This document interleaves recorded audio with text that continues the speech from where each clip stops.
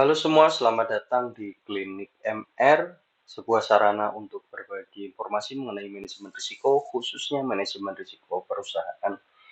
Kali ini kita akan membahas pengisian worksheet rencana perlakuan risiko. Nah, di video-video sebelumnya kita sudah belajar bagaimana cara mengisi worksheet metrik strategi risiko, kemudian ada pilihan sasaran dan strategi. Berikutnya lagi ada profil risiko dan perhitungan dampak serta probabilitas. Nah, yang terakhir adalah penyusunan rencana perlakuan risiko. Nah, di dalam worksheet ini kita akan menginput ya rencana perlakuan risiko yang akan digunakan sebagai metode untuk mengurangi potensi terjadinya peristiwa risiko dan juga mengurangi dampaknya. Nah, oke. Kita mulai. Yang pertama adalah kita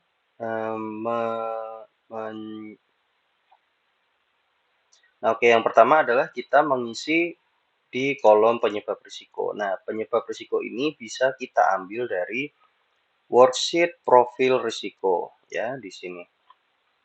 Nah, di sini di penyebab risiko. Nah, kemudian setelah kita isi di sini, kolom berikutnya adalah opsi perlakuan risiko. Nah, kalau opsi perlakuan risiko ini, dia itu terbagi dari 4 opsi. Yang pertama ada transfer atau sharing, kedua reduce atau mitigate, yang ketiga accept atau monitor, dan terakhir adalah avoid atau hindari. Nah, bagaimana caranya kita memilih antara keempat opsi ini? Kita bisa melihat dari Juknis SK6, yaitu pada halaman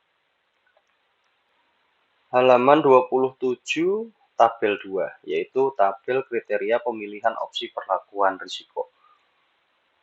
Nah, di tabel ini terdiri dari 2 kolom, yaitu level risiko dan juga pilihan opsi perlakuan risiko. Nah, apabila dilihat dari tabel ini, untuk level risiko yang berada pada level low, itu pilihan opsinya adalah accept atau monitor. Untuk low to moderate, pilihannya adalah mitigasi atau dimonitor, dan seterusnya. Ya, bisa dilihat di tabel ini. Nah, level risiko ini diambil atau didapat dari mana? Dia didapat dari worksheet risiko inherent, baik kuantitatif ataupun kualitatif, ya, di bagian level nilai risiko. Nah, apa bedanya dari keempat opsi ini? Jadi untuk opsi accept atau monitor, jadi kita hanya perlu mengcopy ya, menyalin dari worksheet profil risiko di existing control, dimasukkan ke sebagai rencana perlakuan risiko. Nah, kenapa accept atau monitor ini menggunakan kontrol existing? Karena yang pertama, level risikonya itu low. Level risiko dia itu rendah. Nah, kalau rendah artinya perlakuan risiko yang pernah kita laksanakan atau yang sudah berjalan sekarang dan menjadi existing control itu sudah efektif, sudah cukup dan efektif, sehingga tidak perlu kita mitigasi. Ditandai dari tadi level risikonya itu sudah low. Tetapi apabila level risikonya itu low to moderate, nah ini dia ada 2 pilihan antara mitigasi atau dimonitor. Nah, memilih apakah akan dimitigasi atau dimonitor, ya tentu saja ketika dia perlu kita turunkan sampai low, contohnya untuk kategori risiko yang sifatnya zero tolerance seperti hukum dan kepatuhan, maka harus kita mitigasi. Dia harus low gitu. Nah, untuk yang Di atasnya, di atas low dan low to moderate, di sini pilihan risikonya adalah mitigasi, transfer sharing, dan juga hindari atau avoid. Nah, untuk yang mitigasi, kalau kita memilih opsi perlakuan risikonya itu mitigasi, maka pekerjaan yang digunakan sebagai rencana perlakuan risiko harus sebuah program baru, bukan program yang sama dengan existing control. Kenapa? Kalau kita menggunakan pekerjaan yang sudah berjalan menggunakan existing control, seharusnya level risikonya itu nggak tinggi, begitu. Kalau dia level risikonya masih tinggi, maka kita perlu sebuah program baru untuk menurunkan dampak ataupun probabilitasnya, seperti itu. Nah, untuk yang transfer atau sharing, nah ini kita bagi. Kita transfer risikonya ke instansi atau pihak lain, seperti contohnya misalkan kita menggunakan asuransi atau dalam konteks di pengelolaan SDA ya, kadang ada bangunan-bangunan yang kerusakannya itu membutuhkan biaya yang cukup tinggi sehingga kita alihkan perbaikannya itu kepada BBWS atau Balai Besar Wilayah Sungai. Itu adalah transfer atau sharing. Nah, yang terakhir adalah hindari atau void. Hindari atau void artinya kita melakukan perlakuan risiko dengan tidak memulai atau melanjutkan aktivitas yang menimbulkan risiko di atas. Sorry, maksudnya jadi kita tidak melakukan aktivitas yang dapat menimbulkan risiko.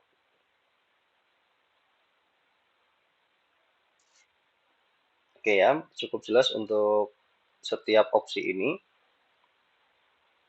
Nah, terus pertanyaannya, kalau misalkan kita sudah menghitung di risiko inherentnya itu low, apakah boleh rencana perlakuannya itu mitigasi? Ya, tidak perlu gitu. Tidak perlu kita mitigasi karena memang sudah rendah level risikonya. Nah, kalau sebaliknya bagaimana? Kalau misalkan dia level risikonya tinggi, kemudian tidak ada program yang baru, atau bisa dibilang kita menggunakan existing control sebagai perlakuan risiko, ya sesuai dengan tabel ini, maka itu tidak bisa kita lakukan. Kenapa? Karena si existing control itu sudah terbukti tidak efektif. Apa buktinya? Level risikonya masih tinggi, seperti itu. Jadi kita perlu mengikuti kriteria yang ada di tabel tersebut. Nah, setelah kita selesai menentukan opsi perlakuan risiko, selanjutnya adalah mengisi jenis rencana perlakuan risiko. Nah, jenis rencana perlakuan risiko di sini itu ada empat pilihan, yaitu yang pertama peningkatan kecukupan desain kontrol, yang kedua peningkatan efektivitas pelaksanaan kontrol, yang ketiga adalah perbaikan melalui breakthrough project, nah, yang keempat adalah lainnya. Nah, apa sih bedanya dari keempat ini? Jadi di bagian yang atas peningkatan kecukupan desain kontrol, nah ini di bagian SOP-nya. Apakah SOP-nya sudah mencakup keseluruhan proses bisnis atau masih ada yang perlu kita tingkatkan? Apabila masih ada yang perlu kita tingkatkan, maka kita pilih ini.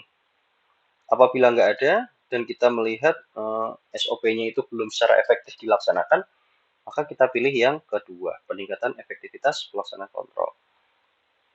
Atau dari keduanya ini masih belum cukup, kita membuat program baru, project baru sebagai perlakuan risiko, maka kita pilih yang nomor 3. Apabila tidak memenuhi ketiga pilihan ini, maka kita bisa pilih lainnya. Seperti itu. Oke, kita lanjut ke kolom berikutnya, yaitu rencana perlakuan risiko. Nah, di bagian rencana perlakuan risiko ini, kita perlu memastikan bahwa setiap penyebab risiko memiliki setidaknya satu rencana perlakuan risiko. Ya, ada di sini nih ketentuannya.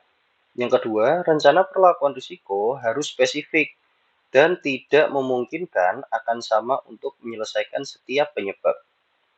Yang ketiga, apabila satu perlakuan risiko dapat menyelesaikan lebih dari satu penyebab, artinya penyebab-penyebab tersebut belum diidentifikasi secara mendalam untuk mendapatkan akar penyebabnya. Gitu.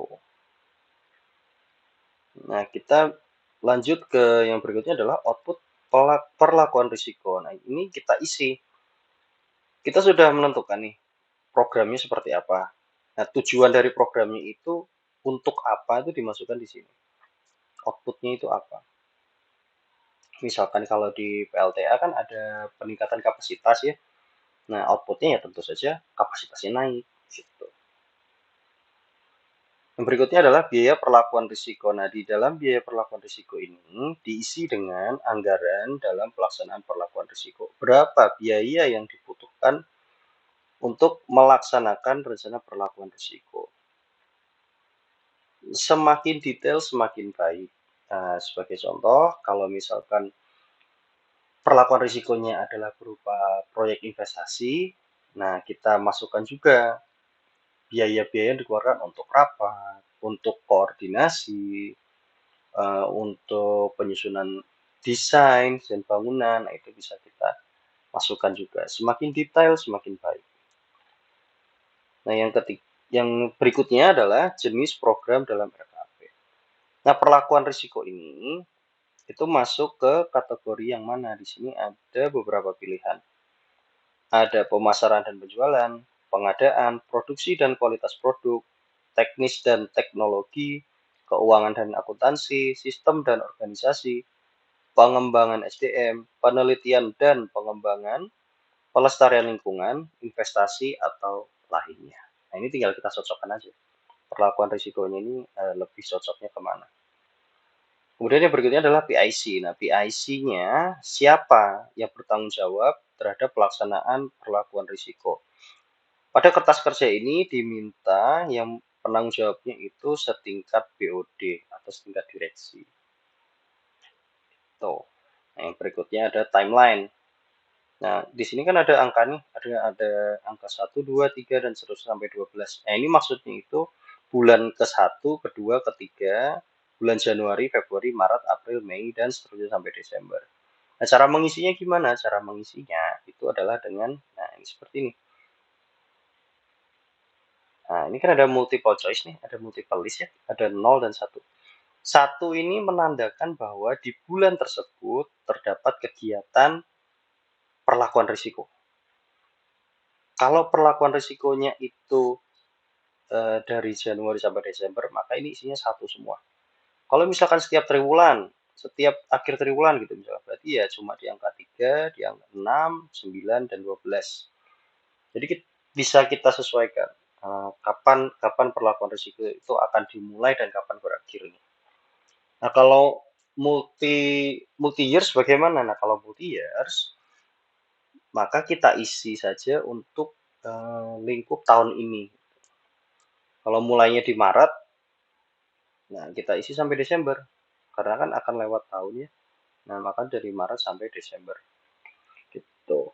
Nah, mari kita lihat contoh ya. Contoh dari RKAP tahun 2024. Di sini penyebab risikonya ada kerusakan unit produksi. Kerusakan unit produksi. Opsi perlakuan risikonya apa? Reduce atau mitigate. Loh, kenapa kok mitigate? Mitigate karena risiko inherentnya itu high. Ya, kalau dilihat dari tabel tadi, ketika dia high, pilihannya ada 2. Mitigasi atau avoid. Nah, di sini memilih untuk dimitigasi. Bentuk mitigasinya apa? Yaitu adalah melakukan uprating, rehabilitasi sistem pendingin, rehabilitasi automatic voltage regulator. Nah, di sini ada output dari masing-masing kegiatan, juga ada biayanya. PIC-nya adalah direktur operasi, dan ada timeline-nya di sini. Nah, ini setiap kolom ini wajib untuk diisi. Kenapa? Karena worksheet inilah menjadi salah satu yang dipantau setiap bulannya. Pelaksanaan dari pelaporan risiko ini akan dipantau. Nah, ini saya kasih lihat juga contoh yang kurang pas ya. Di penyebab nomor 2A ini, untuk kerusakan sarana prasarana SDA, rencana perlakuan risikonya ada rehabilitasi pompa elektrik Tarum Timur nomor 2. Kemudian, di peristiwa risiko yang lain, di penyebab yang lain ini, 3A ya, kerusakan sistem dan saluran distribusi. Maaf, di 3B, pola operasi tidak sesuai rencana yang telah disepakati pada awal tahun. Nah, di sini penyebabnya kerusakan sarana prasarana SDA, yang di sini pola operasi tidak sesuai rencana yang telah disepakati pada awal tahun. Nah, keduanya memiliki program mitigasi yang sama. Nah, ini adalah contoh pengisian yang tidak sesuai ya. Jadi apabila dia sudah dipasang untuk mengurangi potensi terjadinya penyebab di atas, nggak boleh diulang lagi di penyebab yang lain. Kenapa seperti itu? Karena tandanya belum bisa teridentifikasi akar masalahnya. Gitu.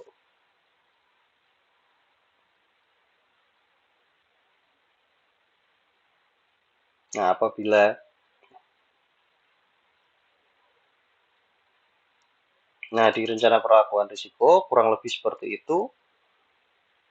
Apabila ada yang masih merasa bingung di bagian mana, silahkan sampaikan ke bidang MR pada menit keberapa, pada kolom yang mana.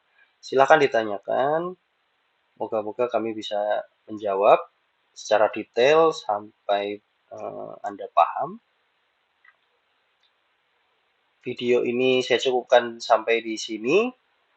Sampai jumpa di video selanjutnya. Terima kasih. Bye-bye.